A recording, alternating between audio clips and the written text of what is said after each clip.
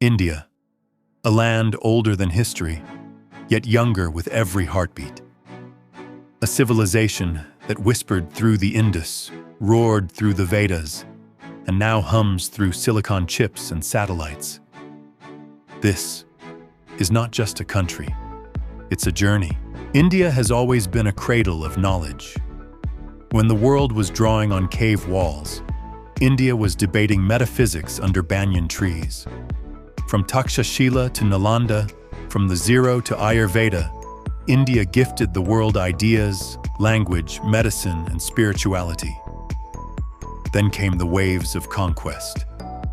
Mughals, British, pain, struggle, blood. But India never broke.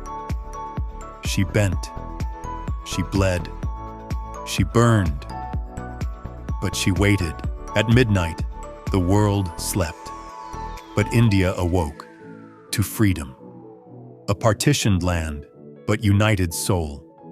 A poor economy, but a rich spirit. A democracy born without a blueprint, but with a vision. The tricolor rose, and with it, the hopes of 300 million hearts. The early decades were not easy.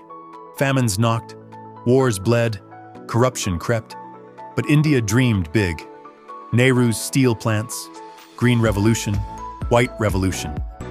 ISRO was born, not in a lab, but in a cowshed. Yet, the sky was never too far. Amid chaos, we built character. Amid poverty, we grew pride. Then came 1991, the year India stood at an economic edge. Gold was mortgaged, foreign reserves dried, but crisis sparked courage. India opened its doors to the world. Markets woke, software spoke, call centers answered, and 1 billion people saw opportunity where there once was only survival. The millennium changed everything. India went online. Youth found their voice. Bollywood reached Berlin. Chai met cappuccino. We sent missions to the moon and Mars, on budgets less than a Hollywood film. We became the world's pharmacy, the back office of global tech, the largest democracy going digital. Yet, the slums still stood next to skyscrapers. The old India didn't vanish. It evolved. Then came 2020. The pandemic paused the planet. India staggered, but it did not fall. We made vaccines not just for us, but for the world. We saw death, and we saw resilience. We saw migrants walk miles, and millions reach out to help them.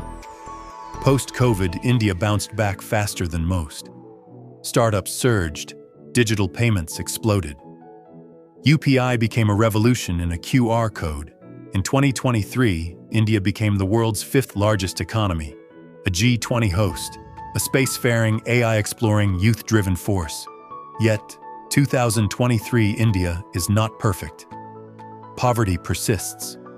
Gender gaps remain. Pollution, politics, polarization, we still fight these shadows. But now we fight with more awareness, more ambition. India is no longer just a story of survival. It is a symphony of contradictions, where ancient chants meet digital codes, where the bullock cart shares space with bullet trains, where the youth don't wait for change, they build it. 2030 is not the end. It is just another sunrise. And as the sun rises over the ghats of Varanasi, through the fields of Punjab, the offices of Bengaluru, the deserts of Rajasthan, and the minds of 1 billion dreamers, one thing is clear: India is not becoming a superpower. It is becoming India.